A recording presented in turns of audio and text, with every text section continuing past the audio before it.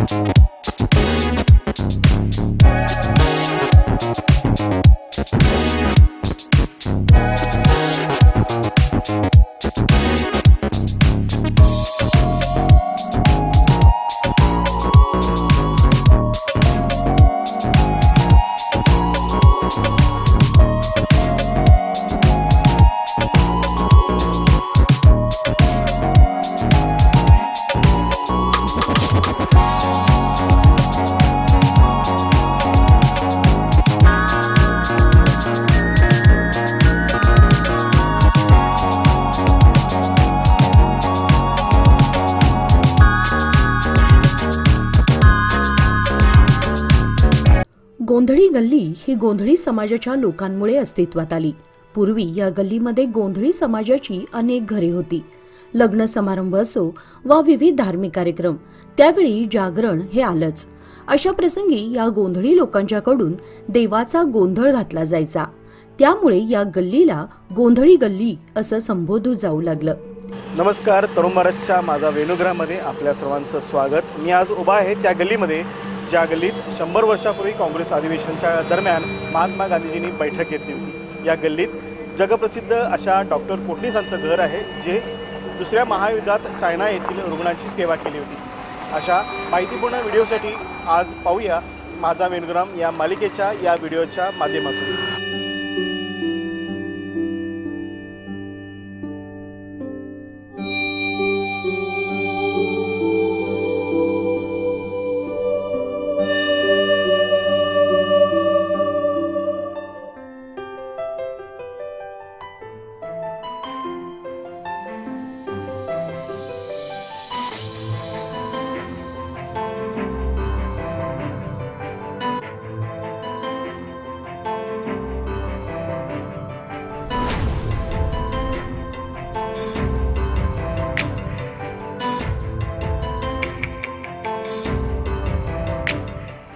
महात्मा गांधी यांचं या गोंधळी गल्लीतील वास्तव्य, त्याप्रमाणे दुसऱ्या महायुद्धात चीनमधील हजारो जखमी रुग्णांच्या सेवेसाठी प्राणपणाला लावलेले डॉक्टर कोटणीस यांच्या बहिणीचं घर देखील याच गल्लीत आपल्याला पाहायला मिळेल.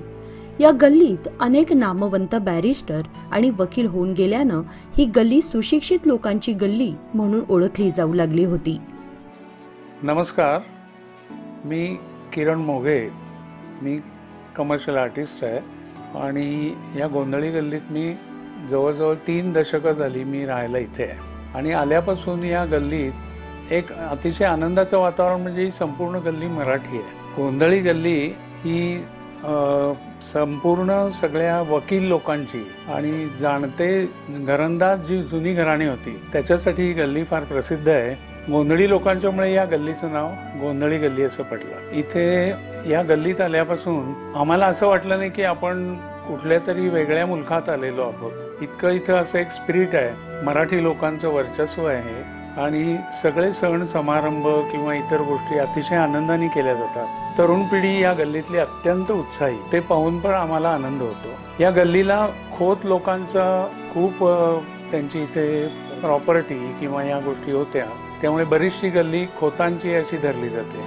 आणि अभिमानाची गोष्ट म्हणजे या गल्लीमध्ये जे मोठे मोठे वकील होऊन गेले नामवंत, त्यापैकी बॅरिस्टर तिळवे, त्याच्यानंतर खोत वकील अभय खोत होते, त्याच्यानंतर एक्संबेकर वकील, डी.जी. देशपांडे वकील, हे अतिशय म्हणजे अनुभवी आणि प्रसिद्धीला आलेले वकील होते. बिच्चू वकीलही त्यापैकीच. आणि या गल्लीमध्ये मला अभिमानाने असं सांगावंसारखं वाटतं की फारसा इतिहास या गल्लीत जे स्थायिक आहेत, अनिल साहेब जे आर्मीमध्ये होते, त्यांचे माता पिता, त्यांच्या घराचा एक मी तुम्हाला रेफरन्स देऊ इच्छितो. अनिल खोत हे आर्मीमधनं आता रिटायर झाले, ते वयोवृद्ध आहेत, पण त्यांचे आई वडील जे होते ते स्वतः डॉक्टरही होते. आणि त्यांच्या आई बेळगावातल्या, माझ्या ज्या काही माहिती आहेत किंवा मला ज्यांनी सांगितलंय त्या पहिल्या सरोजनीबाई खोत डॉक्टर ह्या पहिल्या गायनोकॉलॉजिस्ट होत्या. त्यांनी माझ्या आईचे पण प्राण वाचवलेले आहेत. अशी ह्या गल्लीची एक आहे. आणि दुसरी महत्त्वाची गोष्ट म्हणजे डॉक्टर कोटणीस हे जे फार मोठे डॉक्टर होऊन गेले आणि त्यांचं व्यक्तिमत्व संपूर्ण जगाला माहिती आहे. ह्या सरोजनीबाई खोत ज्या होत्या त्या त्यांची सख्खी बहीण होती. आणि डॉक्टर कोटणीसांनी महायुद्धामध्ये चायनामध्ये जाऊन असंख्य जे सैनिक जखमी झालेले होते त्यांची मनोभावे सेवा केली. आज चायनामध्ये त्यांचं प्रचंड मोठं असं स्मारक उभं केलेलं आहे.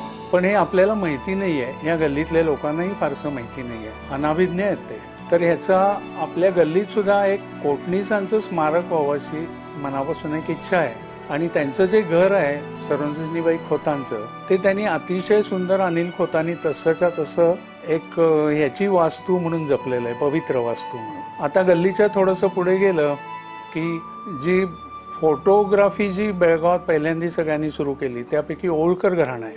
त्या ओळकर घराण्याचं जुनं घर इथे या गल्लीमध्ये आहे. ते बिच्चू वकिलांच्या समोरचंच घर त्यांचं आहे. त्यांची मंडळी आज प्रचंड प्रमाणात फोटोग्राफीमध्ये यश त्यांनी मिळवलेलं आहे. अशी ही सगळी गोंधळी गल्ली आहे. आणि यामध्ये परत मी आता नाव घेतलं ते एक्संबेकर वकील जुन्या काळातले, ते अतिशय म्हणजे काय म्हणायचं की त्यांच्याकडे केस गेली की ते यशस्वीच व्हायची असे ते वकील होते. डी.जी. देशपांडे होते. त्याच्यानंतर ही देशपांडे चाळ जी आहे ती सुद्धा एक आधुनिक त्यावेळच्या काळातल्यासारखी, म्हणजे मुंबईच्या जशा चाळी होत्या त्या धर्तीवर ती चाळ बांधलेली आहे गजाननराव देशपांडेंनी. ह्याचा एक अभिमान आहे. अशी चाळ इतरत्र कुठेही पाहायला मिळत नाही बेळगावात. हे गोंधळी गल्लीचं वैशिष्ट्य आहे. आणि या गल्लीत आम्हाला राहायला मिळतं हे खूप आनंदाचं आहे. त्याच्यानंतर इथे मी मगाशी म्हटलं तसं वेताळाचं जागृत स्थान आहे. तिथं सगळे त्यांचे त्याप्रमाणे वेताळाचे जे काही समारंभ असतात, समारंभ असं म्हणणार नाही पण जे धार्मिक उत्सव असतात ते फार चांगल्या पद्धतीने केले जातात. शिवजयंती साजरी केली जाते. सगळे बालगोपाळ अतिशय आनंदाने सगळ्या ह्याच्यामध्ये भाग घेतात. आणि मुख्य म्हणजे ह्याला अजूनही मराठी कल्चर आहे म्हणून या गल्लीचा एक अभिमान आहे. आणि ह्या गल्लीचा पुढचं जे टोक आहे ते अतुल पुरोहितच्या बाजूला किंवा सन्मानच्या एका टोकाला जाऊन ते भिडतं. तिथेही मिठाईची आता नवीन दुकानं झालेली आहेत. पूर्वी तिथं छोटी छोटी घरं होती. त्यानंतर तिथं कोपऱ्याला जनावरांचा दवाखाना पण अजूनही अद्याप आहे. आमच्या लहानपणापासून आम्ही बघतोय तो तिथे आहे. दुसरं महत्त्वाचं एक आणखीन एक गोंधळी गल्लीतलं असं ठिकाण आहे की जिथं अक्कलकोटचे गजानन महाराज की ज्यांनी अग्निहोत्राची महती सगळ्या जगाला सांगितली, त्यांचं स्थान पण आपल्या ह्या गल्लीमध्ये आहे. आणि तिथे नरगुणकरांच्या पैकी त्यांचे जे वारस आहेत ते काम तिथं सगळं अग्निहोत्राचं करतात. तिथं कुलकर्णी काका म्हणून आहेत, ते अतिशय प्रेमाने सगळं तिथली देखभाल करणं. शांताराम कुलकर्णी हे सगळे लोक तिथे आहेत. हां, आता तिसरी एक गोष्ट फार महत्त्वाची आहे की आत्ता महात्मा गांधींच्या संदर्भात काँग्रेसचं अधिवेशन पहिलं बेळगावला भरलं तर महात्मा गांधी या खोतांच्या घरी, म्हणजे डॉक्टर खोत आणि सरोजनीबाई खोतांच्या घरी जो मोठा हॉल आहे वर माडीवर, 100 वर्षापूर्वी गांधीजी इथे आलेले आहेत आणि त्या ठिकाणी त्यांचा गांधीजींची सभा त्या सभागृहात झालेली आहे. आणि ते त्यांनी जसंच्या तसं ती वास्तू अतिशय यांनी प्रेमाने सांभाळलेली अनिल साहेबांनी. आणि कर्मधर्म सहयोगाने मी गायक असल्यामुळे माझा काही छोटासा गाण्याचा कार्यक्रमसुद्धा जिथं गांधीजी बसले त्या ठिकाणी झाला, याचा मला एक थोडा अभिमान वाटतो. आडवी गल्लीमध्ये आपण गेलो, या दोन्ही बहिणीसारख्या असलेल्या या दोन गल्ल्या आहेत. एक उभी गल्ली, एक आडवी गल्ली. परम सद्गुरू श्री गजानन महाराज यांचे परमशिष्य परमयोगी सद्गुरू श्री रत्नाकर महाराज नरगुणकर यांचा मी शिष्य. ह्या घरामध्ये गेली 40 वर्ष सेवेकरता आहे त्यांच्या. माझं नाव शांताराम विनायकराव कुलकर्णी. ज्या वेळेला प्रदूषण या विषयावर जगाला माहितीच नव्हता, त्यावेळेला प्रदूषणावरचा जो वैदिक वाङ्मयात उपाय सांगितलेला आहे त्याच्याबद्दल परम सद्गुरूने प्रथम अग्निहोत्र हा विषय सांगितला आणि अग्निहोत्रचा प्रचार ह्या घरातून होत असते. ह्या गल्लीवर सांगायचं म्हणजे ह्या गल्लीचं जे मेन भाग्य आहे, गोंधळी गल्ली पडलंय, तर त्या गोंधळामुळं ह्या गल्लीला हे मिळालं, सद्गुरूंचं हे मिळालं स्थान. तिथं आम्ही अग्निहोत्र प्रचार करतो. सध्या जगाला भेडसावण्यात वातावरण शुद्धीकरता हे प्रदूषण आहे, ते प्रदूषण घालवण्याकरता म्हणून हे अग्निहोत्र सांगितलेलं आहे. ते अग्निहोत्र सांगायचं काम करतो आम्ही. आता बराच बदल झाला आहे. पूर्वीचे जे जुने लोक होते इथं, ते आता सध्या कोणी नाही आहेत. एक अपार्टमेंट्स व्हायला लागलेले आहेत. वेताळच्या देवळाजवळ एक अपार्टमेंट आहे. त्यानंतर आता हळूहळू बाकीच्या ठिकाणी पण होणार आहेत. ह्याच्या पलीकडे पण झालेले आहेत. ह्या आमच्या घराच्या पलीकडे बाजूला इम्प्रेशन प्रेसच्या बाजूला.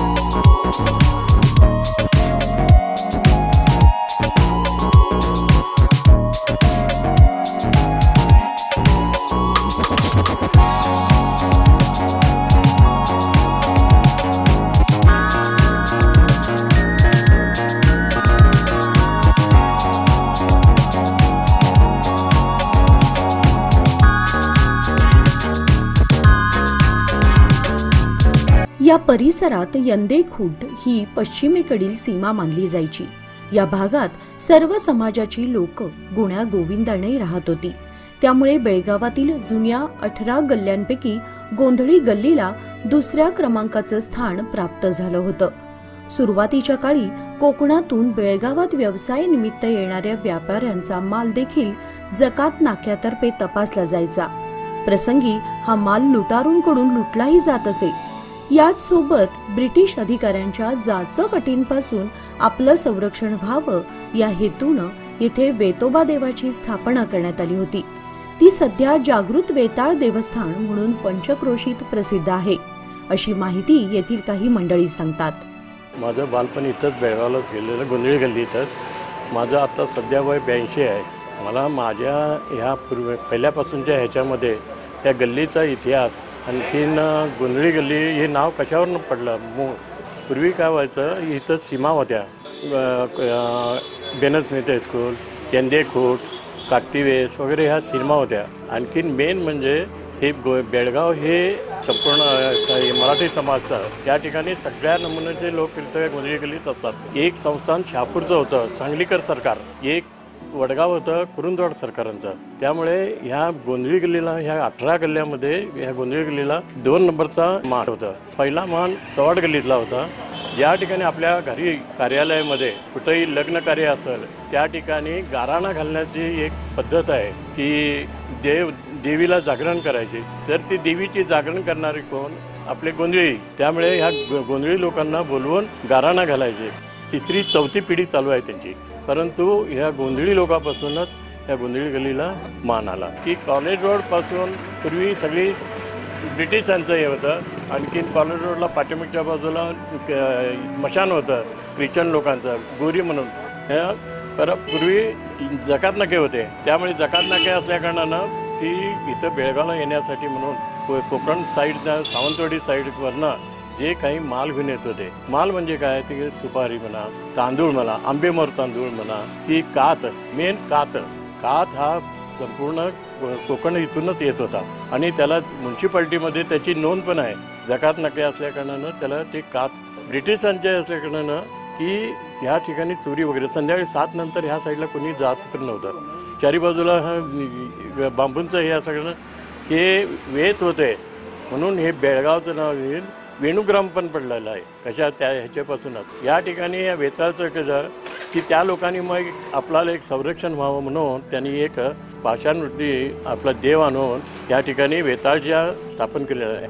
माझे काका रात्रीच्या सुमाराला एकटे येत असताना विश्रांतीसाठी म्हणून ह्या देवाच्या पायरीवर बसले. त्याने अचानक त्यांना घुंगरूचा आवाज आला, घुंगरू काठीचा. मग ते तसंच हे करत आपल्या घराकडे आले. घराकडे दरवाजात आल्याबरोबर आपल्या वडिलांना त्यांनी म्हणजे माझे आजोबा त्यांना हाक मारले आणि ते दरवाजा काढल्यानंतर ते दरवाजाकडून आत गेल्याबरोबर घुंगराचा आवाज बंद झाला. हे वेताळ देवस्थान जागृत देवस्थान आहे. 400 वर्षापासून देवस्थान चालू आहे. आता ही आमची 4थी पिढी आम्ही पूजा करतो. ही पूर्वी आमचे आजोबा पंजोबा वडिलांतर 4थी पिढी. शिगम्याला 5व्या दिवशी उत्सव होतो आहे मोठ्या जोरान. कोणाकोणाच्या मागण्या असेल तर बॉम्बे गोवा सावंतवाडी या साईडनं लोक हे भरपूर येत असतात. हे 400 वर्ष जुनं आहे. पूर्वी आमचं तहसीलदार म्हणून नाव होतं आडनाव, आता माने म्हणून हे झालेलं आहे. रोजच्या रोज सकाळी 5:30-5ला असते. एक 2-3 तास असते रोजच्या रोज पूजा. आणि सोमवारचा वार असतोय. लोक येत राहतात, मागण्या करून घेऊन जात असतात. जागृत देवस्थान आहे. शिवजयंती असो वा गणेशोत्सव मिरवणुकी दरम्यान काढण्यात येणाऱ्या या गल्लीचे सजीव देखावे पाहण्यासाठी बेळगावकर आतुरतेने वाट पाहत असतात. दरम्यान सदर देखावे जुन्या काळातील ढमणी म्हणजेच आताची बैलगाडीमधून काढली जायची. अशा वैभव संपन्न असलेल्या या गल्लीबद्दल जाणून घेऊयात येथील रहिवाशांकडून.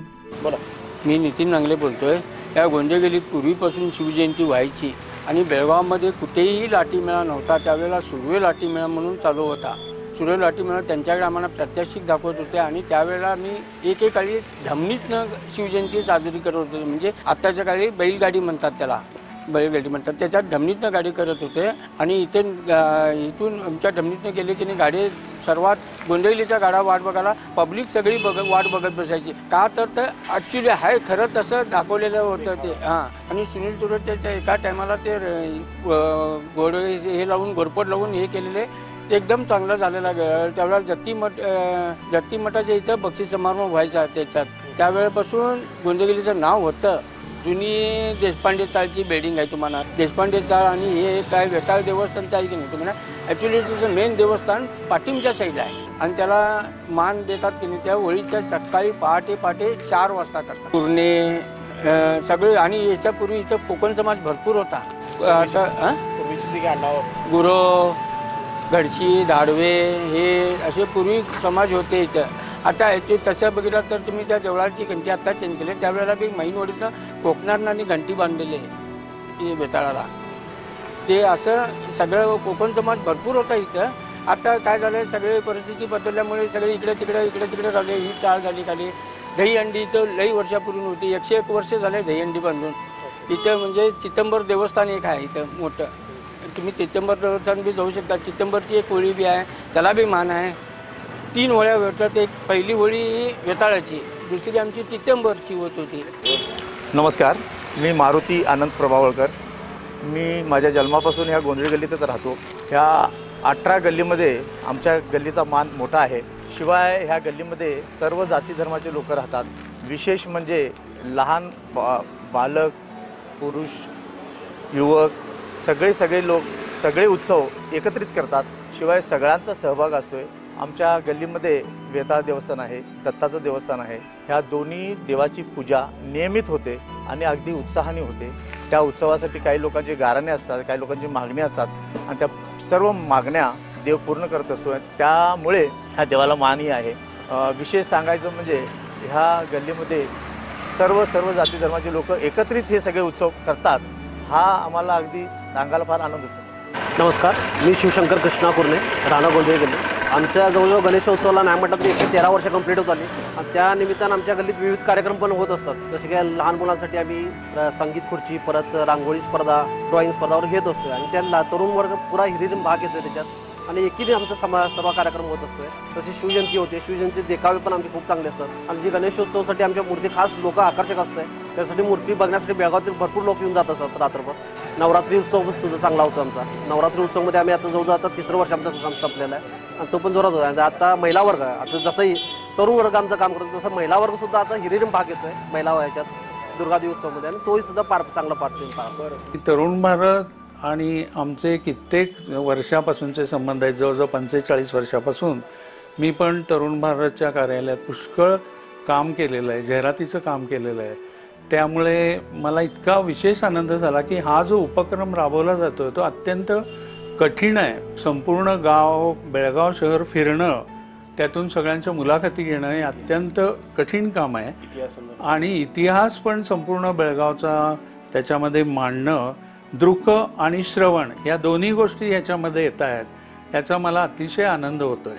म्हणून याबद्दल मी या उपक्रमाला मनापासून शुभेच्छा देतो आणि तरुण भारतच्या सगळ्या स्टाफला पण माझ्या मनापासून शुभेच्छा आहेत. धन्यवाद. तर पाहिलात मंडळी, सामाजिक सलोखा, मराठीपण, शेजारधर्म आणि पंचक्रोशीत प्रसिद्ध असलेल्या बेताळ मंदिराचा इतिहास या व्हिडिओच्या माध्यमातून. मी आशा करतो की हा व्हिडिओ आपल्याला आवडला असेल तर लाईक आणि कमेंट करायला विसरू नका.